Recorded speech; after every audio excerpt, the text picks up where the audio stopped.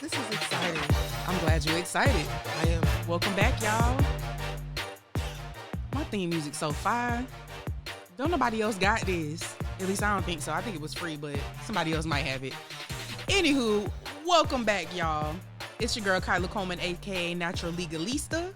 Welcome to my zone where we're breaking down stories from the headlines with a twist, which is usually just humor and gossip.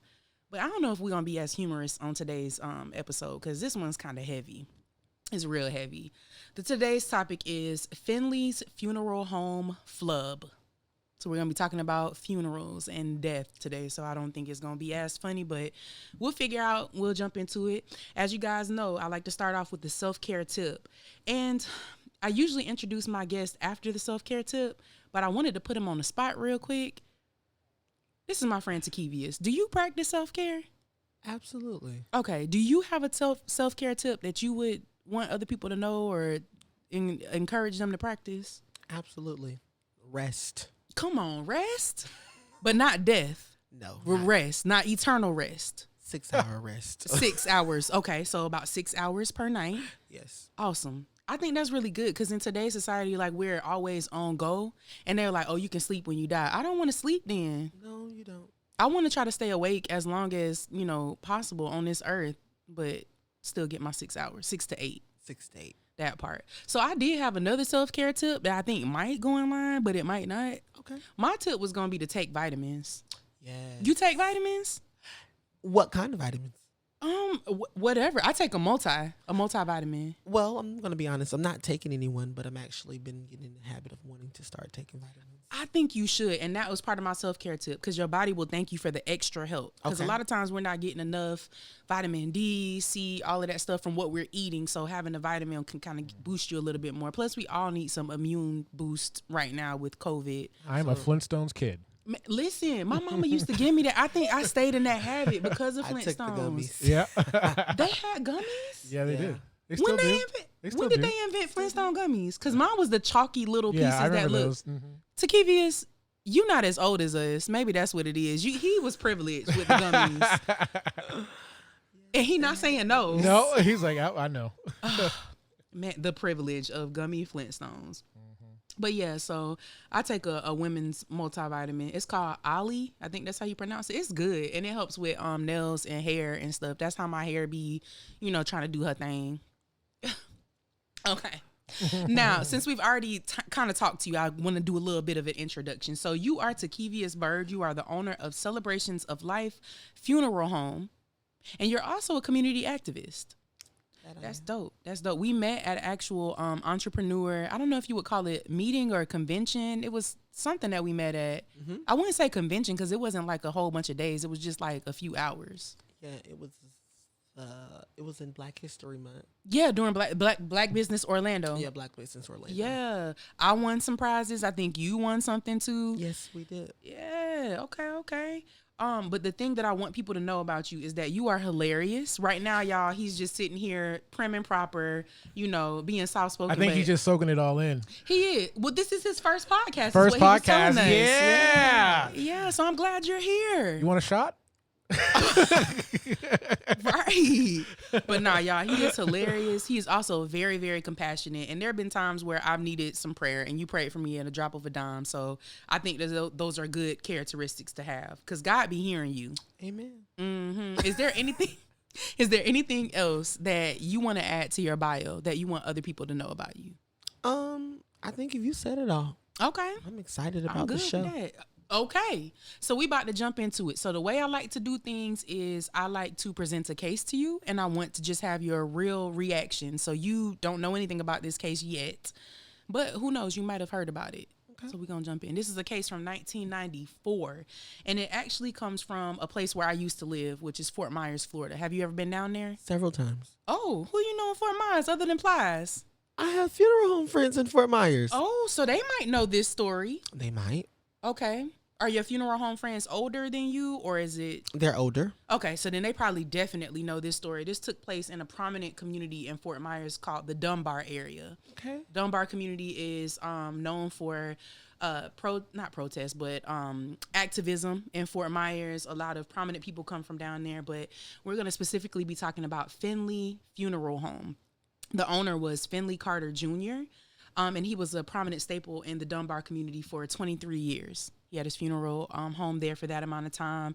Pretty much that's where everybody would go to bury their people, from local legends down there to back during this time in the 90s, it was a lot of drug deaths and whatnot. So he had a lot of people to bury.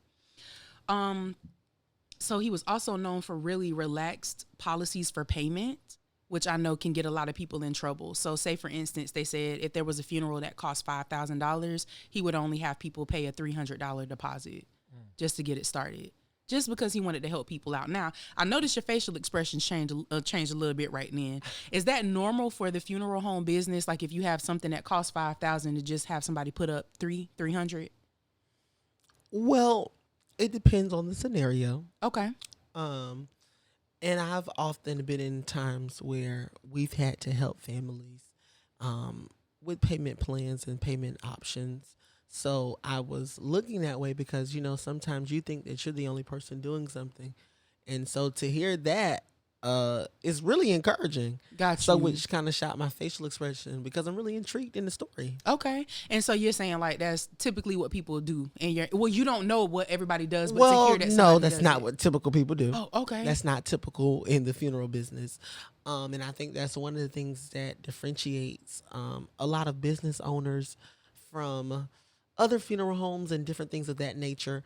You have some people that really care about families, and then you have some people that just are doing it out of repetition, out of succession, generational wealth. So there are a lot of different tactics that you can look at it. Of what would the motive be?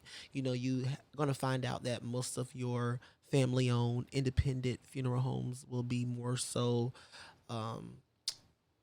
opt to work with you. Okay. More so than you would find your major corporation firms too. Got you. So it's a difference between doing it for money and doing it because you really want to be helpful to the family during their time of grief. Exactly. And that you also live in the community that you're serving in as well. Because a lot of times people don't. They might live in the suburbs somewhere and then they're having a funeral in the city and they don't understand the dynamics of that community. Exactly. Okay. Well, I think based on what I was finding online is that he was really known in the community. So he really did a heart for service. So let's talk about what happened. He had been evicted from the funeral home for non-payment of rent. And he was 10 months behind on rent. It was really bad. Really, really bad. So when they went in to do the eviction, they ended up finding bodies that were still inside the funeral home, as well as in a storage unit that was non-air conditioned in another part of town. So that's really what started getting him into trouble. Is they found the bodies. There were 6 bodies found in the funeral home, 9 bodies found in a storage unit, and then overall by the end of the investigation, it was over 20 bodies that had not been disposed of properly. Yeah.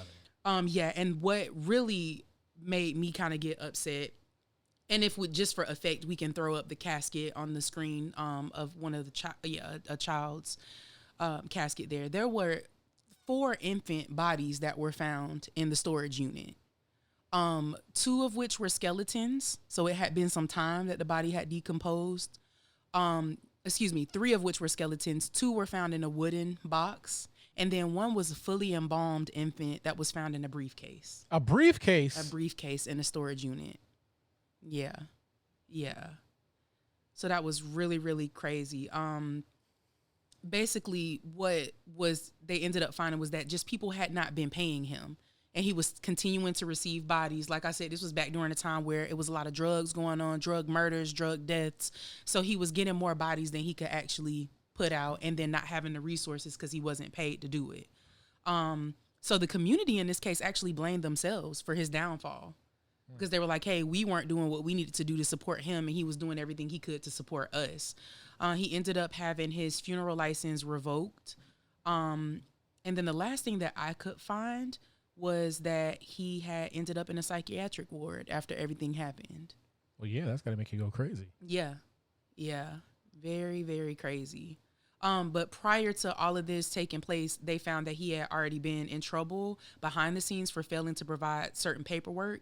And I guess there's paperwork that you have on each person's body that you have Yes. disposed of them properly. Can you explain that? Well, we deal with an electronic death register system. Okay. And bodies, you have direct disposals, you have cremations. What is a direct disposal? I'm sorry. That's when the body goes directly to be cremated. Okay. Then you have a cremation service, could be.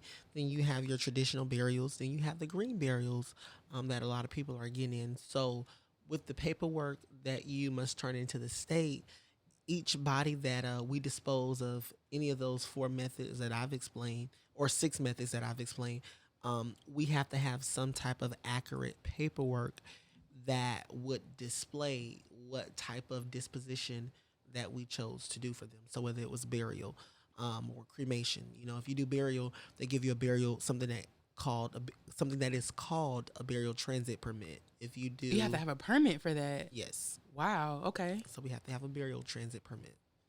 And then if we want to do cremation, we have to have a cremation approval from the medical examiner of the county that the person is. Why would somebody have to be approved to be cremated? What would be a holdup to them not being able to be cremated?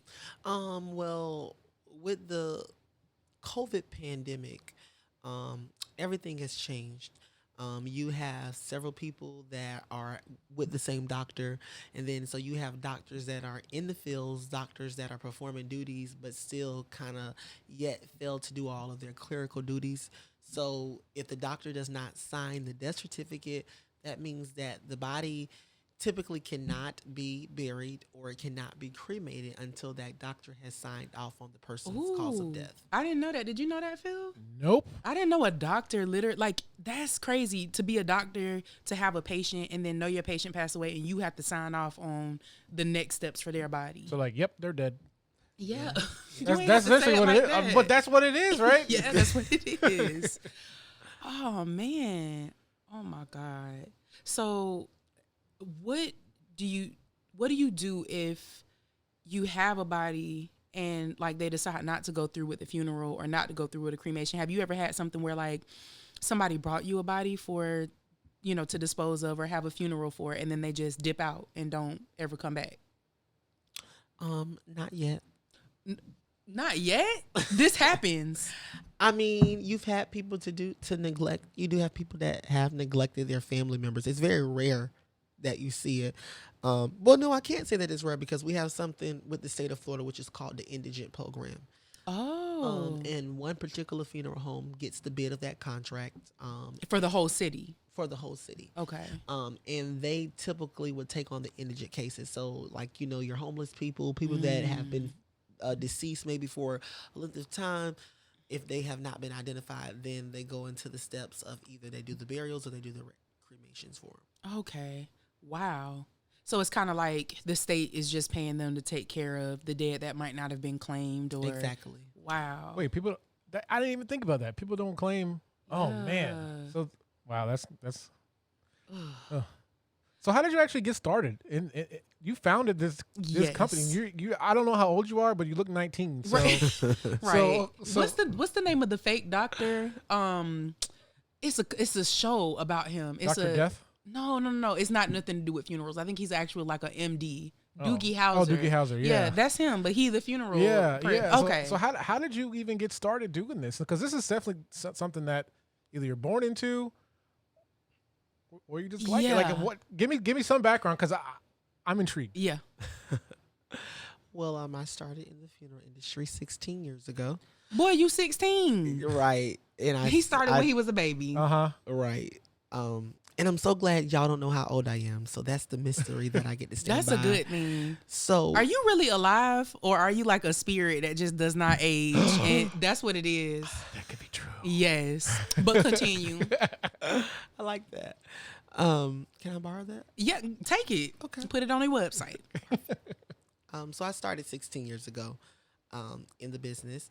I started under the late Eunice I. Wilson, and I always give credit. Speaking of her, I started, I guess, because I was in a funeral service.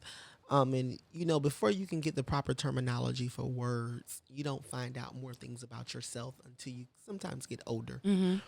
And I was at a funeral, and one of the things that really intrigued me was, at the time I didn't know what it was, but it was called the care that was being provided to the family. Okay. The empathy that was being provided, the tissues, the fanning, the comforting, the greeting, the sitting next to them, which is what you see people do. You have them being your female and your lady attendants.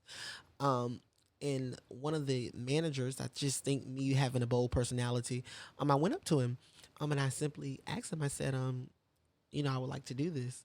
And I'll never forget it. He took my name, took my phone number, and he simply told me to call him in a week. I called him in a week. My mom ended up going for an interview. And it was just like my life transformed into At the funeral place. She went for an interview. With me. Okay, cool. The funeral home owner had to interview her. Because remember, he was a baby. Yeah, he literally was. He was an infant in this interview, even though he didn't have the words. That's what he said. He didn't have the words then because he couldn't talk. Yeah, right, exactly. Wow. So was this at the funeral of someone that you knew, or was this just? It was at a family funeral. Okay. Okay. So it made an impact on you, even as a child. Well, the impact again was the staff and them doing their duty. I didn't know that it was care that they were providing. I knew they were taking care of them, but I didn't exactly know the proper terminology that you would equate that to exactly what they were doing. Okay. Wow. And you definitely have those qualities because you're really compassionate and caring. I can definitely tell you about that. Me and you have had conversations before, though, because I have an interest in helping with funerals. So my family, we have morticians in our family. So whenever someone passes away from us, our cousin, his dad started taking care of our bodies, like prepping us and everything, doing the hair, nails. Now that my cousin has passed, his son does that now. And I've always had an interest in knowing how to do those things and also the care and stuff afterwards as well.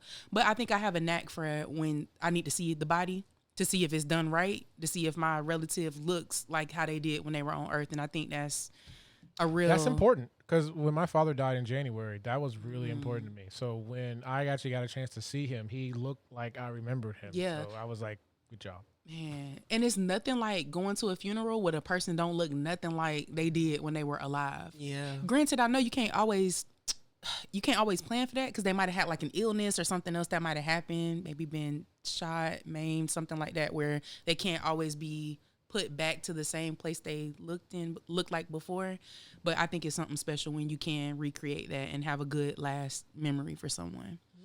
And I think that just as consumers, I think that consumers are not trained to properly look at those things.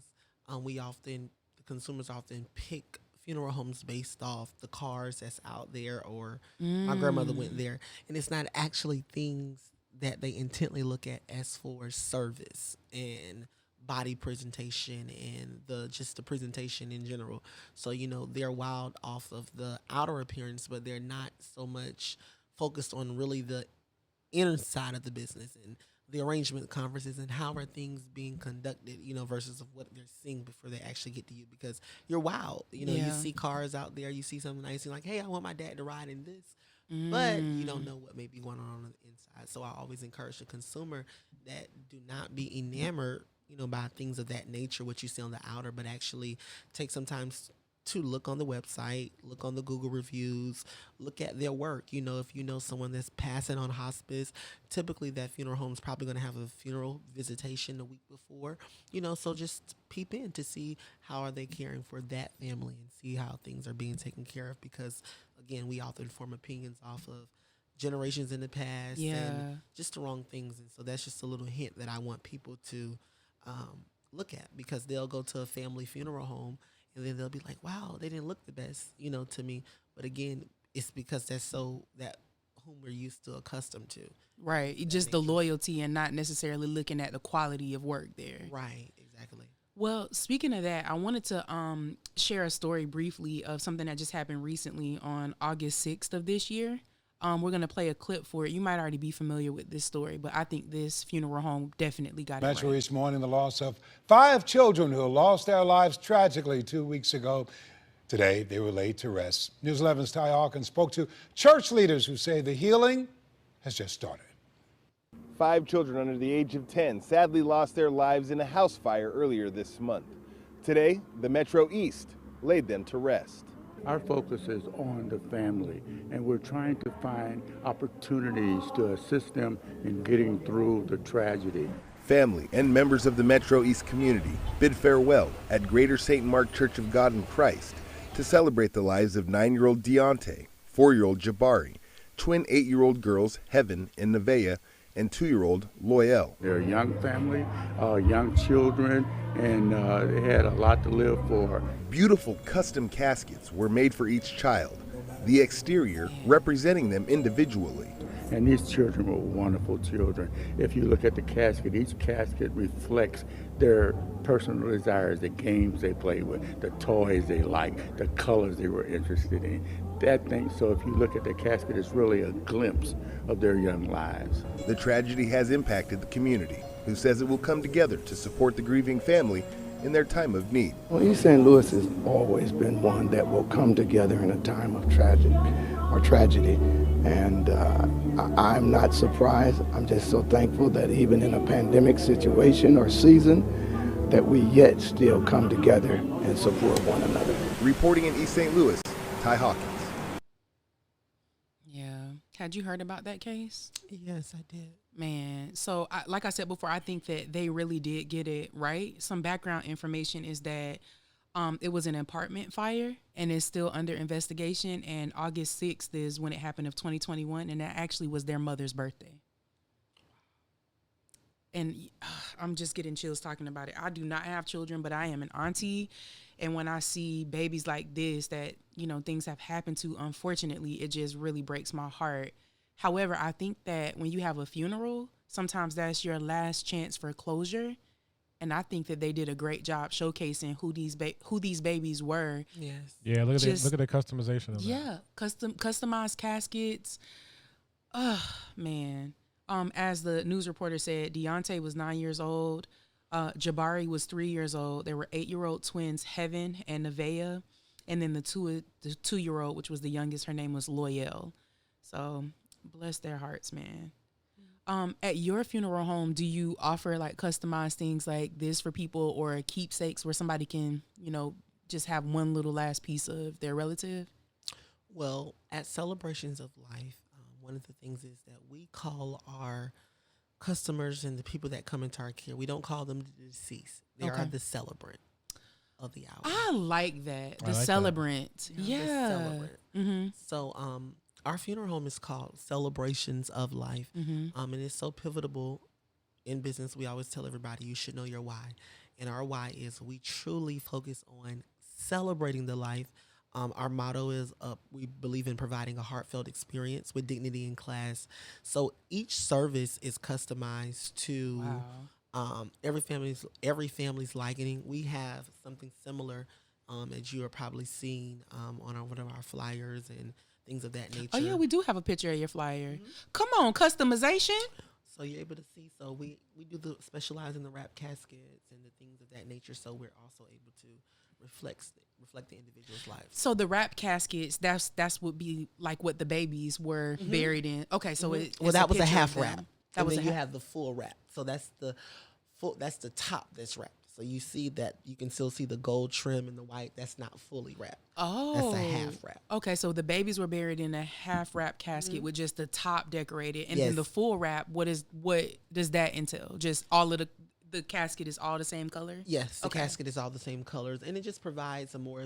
I don't know if you're able to zoom in. You're able to see the more personalization that it does for it. Okay, gives it a full design concept. I think that that's really creative. I don't think that I've ever been to a funeral before where we've had a casket that was designed. I think my family is typically like a traditional type, but nonetheless, now that I know that that's an option, I'll start asking for things like that, because sometimes you don't know there's a zoomed in picture of it. And so you see one of our clients, she was a Zeta Phi Beta. She was a Jones High School teacher, so we was able to encrypt the Zeta and the Jones High School and those things together. And then we have the young man to the left who was a nurse, so we was able to encrypt like nurse medals and just different things there to reflect a person's life. Wow. Okay. And then I just might add that you won't find this at every funeral home as well. Yeah, it seems like you're ahead of the times, or you're just trying to make sure, like you said, that we're celebrating people's lives. Let me ask you this, though. This is the question I've always wanted to know. Especially after I started watching this thing on Netflix about this family that owns a funeral home. Yeah. How do you come up with pricing for funerals and caskets and things of that nature? Because I think, do you remember what theirs was? I think it was like $9.99 for a funeral. The or drive-through one? Yeah, drive-through funeral. Like, funeral. Right. Well, being in the funeral industry, it's definitely an interesting market. We're just like any other business that starts. We have rents and we have overhead. Pretty much we gather our pricing, and I can I can't give you a concrete answer, but I can kind of give you just some things of what we've done at Celebrations of Life. So our motto was to be an affordable funeral home. Okay. So we are in a multi-shopping plaza center in the Rosemont community area. Okay. We're very in a multicultural communal. So with the type of funeral structure and the type of funeral home that we have, we wanted something that would be economical to our community. And so it's based on the cost of living in that area. It's based on your cost of living in that area. Okay. Based on your building sizes, your square footage sizes, and things of that nature that you're going to base your price structures off. Because with any business, you have to have a base price with everything, and we do have our basic price of the funeral director and staff, which typically covers our overheads and things of that nature. So then from there is where we get into building caskets and adding the flowers and the limousines and the hearses and the other keepsake items that you would like for your services. But just at the base level, if somebody wants an affordable funeral, it's still going to be nice, like at the base level of it. Absolutely. And then you can determine how much you want to judge the celebration of. Because what we've also done at Celebrations, our funeral director, Mr. Benjamin Link, we have crafted packages for all families. So we have economic packages. We have, packages that may be a little more exquisite for people.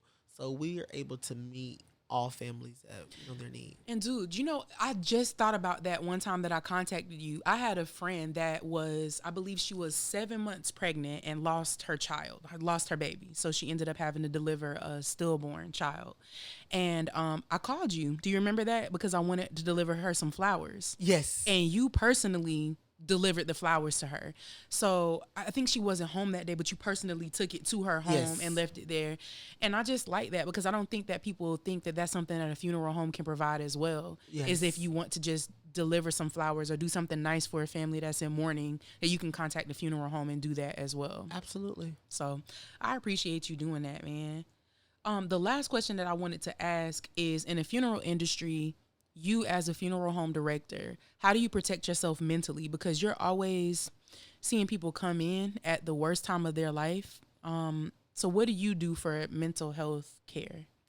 And just because we're recording, I'm not a funeral home director yet. Okay. I'm the funeral home owner. Okay. Mr. Benjamin Link is our licensed funeral director. Okay.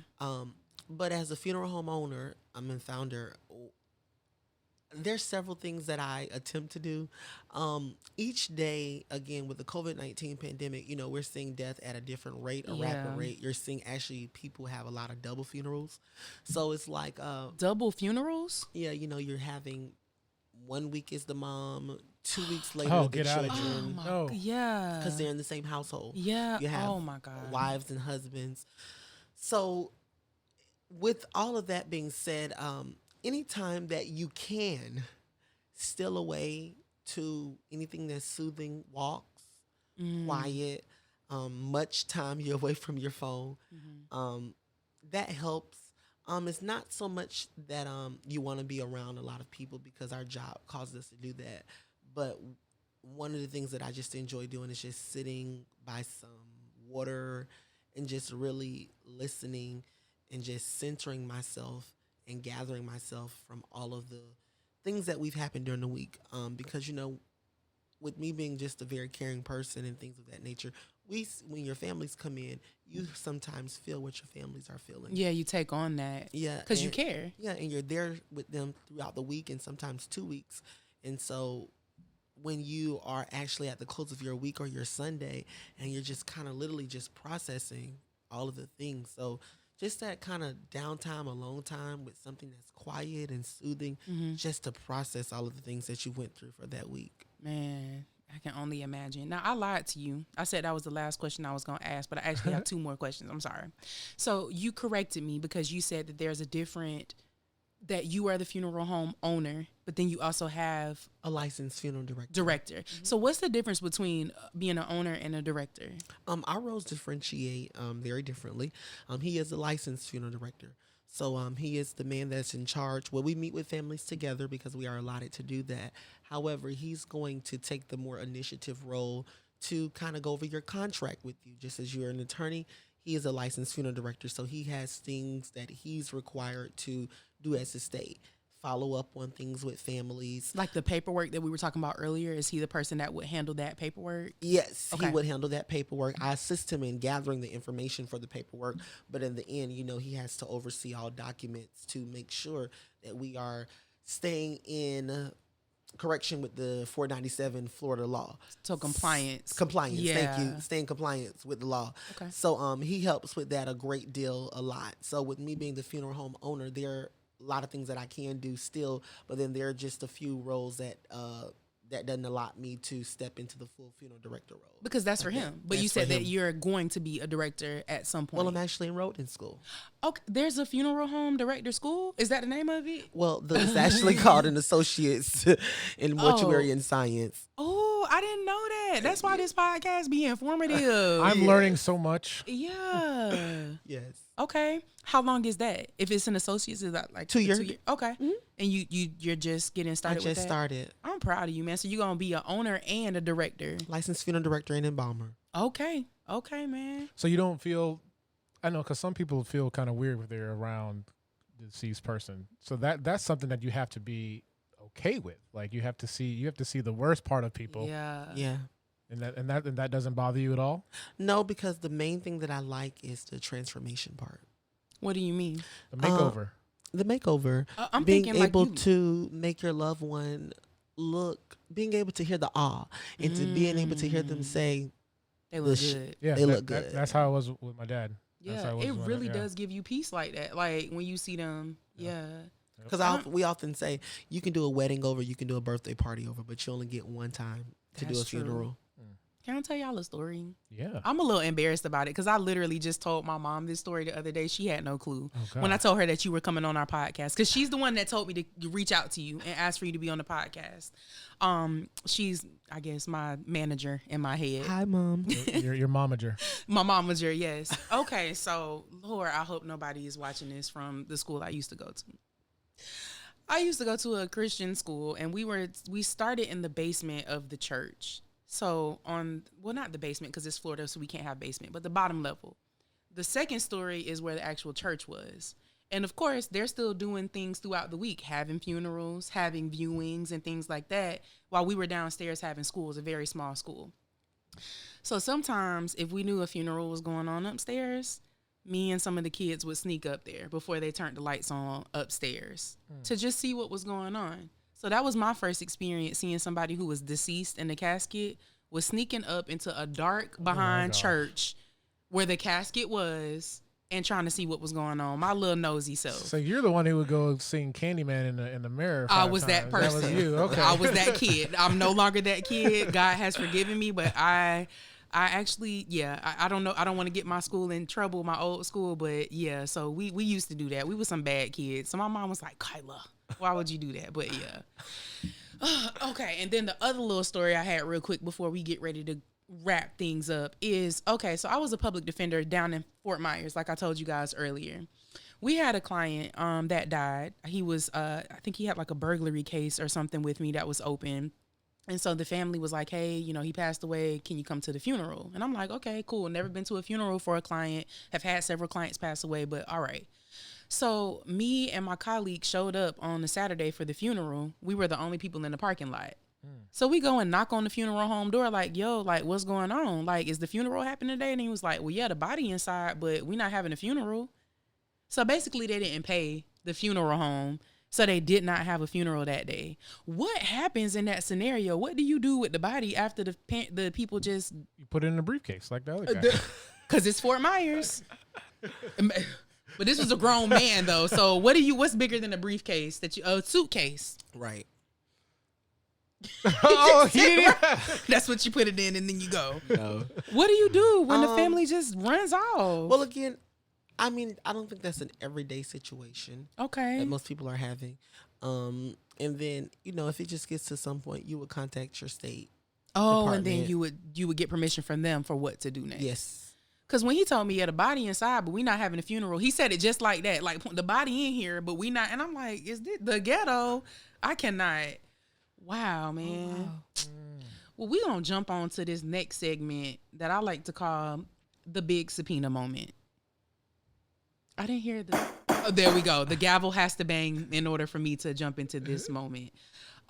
So this segment is usually about what's been bothering me, either a certain person or certain things that have happened that just really pissed me the hell off lately. And excuse me for cursing, because I know you be in a church house. I get mad at people who do not know how to keep the mask over their nose. We have been in this pandemic for how many months now? A year and some months? Yes. Almost 2 years at Almost this point. 2 years. And you still seeing people walking around with the mask just over their mouth and their nose is exposed. So I just learned something today. They call this, what do they call it? Nose commando, if a person has a mask under their nose, or Pika nose. Oh, I call them mask holes. Mask holes. I like that. I like that. Before we jump into this clip that we're about to show, during your funerals, do you have a protocol like for people to have to wear a mask right now? Inevitably. Okay. So have you come across people that you've had to correct during the funeral to tell them to pull the mask up? Inevitably. I have another question. Sorry to interrupt. With COVID, when you get a body that's been deceased from COVID, is there a waiting period before someone can view the body? Like, is there, because the virus is still A virus. it's still active in the host. The host is gone, but I don't know. Is there anything when you guys get the body? Is there something that you guys have to do to protect yourselves? That's a good question. Well, I just think this is a moment for education really quick. If you go back anything, it's a pandemic for one. And we've had pandemics before, maybe not so prevalent in our age group, but there's been pandemics before. But there was a rapid spread in the 1980s of HIV and AIDS. Yeah. Okay. So, if you look at your studies with HIV and AIDS, it's still a disease. And with hopefully, and I can't speak for everyone, but hopefully everyone in the funeral home industry, and I can only speak for us confidently, at Celebrations of Life, we take every case like it's COVID. So whether it was before COVID or not, everybody, BOD, should be handled with care, for one. And everybody should be handled with the proper precautions. I think, and I may get in trouble for this, but a lot of funeral homes have been lying to people in regards to the things with COVID, to charge them extra things, and they've said that, hey, we're taking this measure or this and that. And a lot of those firms have not been doing that because, again, having COVID is just as if you're having, and I'm just choosing to use the another word or Paraphrasing. a paraphrasing of it, that to say that COVID is just simply like having HIV. It's still a blood-prone pathogen, and it's still something that needs to be taken care of with extensive care. But with COVID-19, honestly, it's not so much that the funeral homes are doing different because they're still embalming the body. And if people slow down and really take the time to think, what is embalming? It's preservation of the body. So if that body has a disease, which is what COVID is, an infection diseases, what does an HIV/AIDS person have? And what preventable measures do you do with an HIV/AIDS person that you would do so much different than a person have? So a lot of people are not thinking, but because people can change their prices and because they can sometimes get over on people, especially to consumers that don't know, Because they're vulnerable at that they're point. vulnerable at that point. And so Yeah. you have some people charging people astronomical amounts for funerals, but then they're telling them they can only do graveside, or they're telling them that they're not doing funerals. But then I tell people, investigate. Now some people will tell you that they're doing gravesides, but then on some other people, they know that won't work for them. So then they're having chapel services. And then some funeral homes are telling people they're not offering limousines, but then they're offering them to some families. So it's like, because I'm in the business to really help people, and we use our social media outlets as these times to educate the community, to say that yes, the funeral home does take preventable measures, again with the people, and we're masking, and we are doing extra sanitation with the COVID, but nothing that would be so astronomical to tell a person that I'm going to charge you an extra additional $1,000 or this and that. It's like more so people are using it as a mechanism just to overcharge families, the way that I see it. So you're saying that these precautions that they're taking for COVID should just be taken, period, because anytime you're handling the body, you never know what the body could be experiencing. Exactly. So, man, I think that's a really good tip for people that are listening. Like, don't let nobody overcharge you for nothing right now. And take time to look at those little disclosures to understand exactly what embalming is. Okay. That's interesting. Man, I feel so educated today. So we're going to play this clip from the Big Subpoena Moment so you can see about these mask holes. The mandates I put in place are restricting in-person dining and activities that require you to remove your mask. Shorty, pull your mask up, man. Pull your mask up. We are heading into the 4th week of these mandates, and I recognize that Friday will hold on one second. Shorty, come on, man. Look, people dying, Shorty. You know I don't have no problem with that, but people need to hear this information because they dying. No, not you. People dying, Shorty. Hold tight for a second. Yeah, that's messed up, man. So that was actually the Baltimore mayor. This was back in January that happened, where he was just trying to give out new COVID protocols for that area. And this man just went off about the mask. And he obviously had a mask on because you heard the mayor say, pull your mask up, shorty. Mm-hmm. So he just had the mask on, didn't even, just pull it up, bruh. And stop going off about ridiculous stuff. Literally. Yeah, that's so ignorant to me, man. Like, you interrupting this whole mayor's conversation to help, with protocol for everybody else because you mad about something. And I can honestly say, and I'm knocking on wood, I haven't contracted COVID at all. Thank God, yeah. By the grace of God. And I've been around COVID bodies and things of that nature. And a lot of people don't think this is serious, but it is. If you do take the preventable measures, I try my best not to be in big crowds. And if I am, I'm masked up. I'm constantly washing my hands. I keep Germ-X with me. I'm not breathing on people. Anytime I come back in the house, I'm constantly washing my clothes. So wear your mask. Yeah. Like, seriously. Please. And this is coming from somebody mask. that's burying people that have died from that. Yes. Like, and if you don't take it serious, people have died from COVID. It's on their death certificate. COVID antibodies. So please, people say, well, it's not real. No, it is real. Yeah. It is real. Well, we're going to end on that note. But wait a minute. I just want to make sure that people know how to get to you. So how can they find your information and what are your social media handles? So you can find us, first of all, on Google, Celebrations of Life, Mortuary and Cremation Services. And it's on the screen. On the screen. And we are 4-star. Yes. But we have some good reviews on there. You can also find us on Facebook at Celebrations Mortuary. And then you can also find us on Instagram at Celebrations Mortuary. Man, thank you so much for coming out today. I feel so informed and empowered. Absolutely. And I like your glasses. They cute. Y'all see the gold trim? If you can't see it, if you're not watching YouTube, this man got Malcolm X glasses with a gold trim around it. Anywho, so we're going to go ahead and wrap up the episode. You guys already know how to find me. If you want to do business with me, it's colemanlaw.net. If you just want to kick it with me on the socials, you can find me on Instagram at Kai_LYFE, otherwise known as Kai Life, or on Facebook, Kyla A. Coleman. So we're wrapping up the episode. Thank you guys for kicking it with us today. We're going to let the music take us on out. Okay, you better dance, Tekeavius. Hey.